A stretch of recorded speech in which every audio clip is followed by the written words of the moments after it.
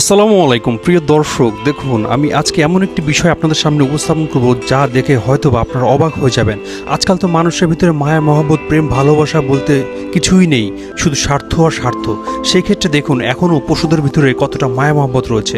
এই কুকুরটিকে দেখুন, একটি কেক সে চেষ্টা করছে লুকিয়ে রাখার জন্য, ঢেকে রাখার জন্য।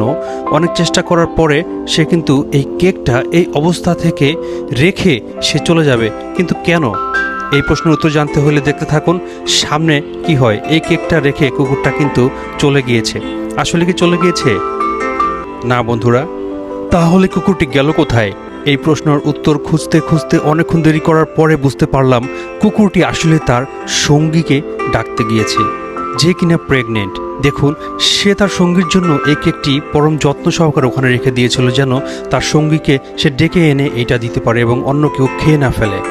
আসলে ভালোবাসার কোনো সংজ্ঞা হয় না, ভালোবাসা একটি স্বার্থহীন, তা এই অবুঝ প্রাণীগুলো বুঝিয়ে দিল।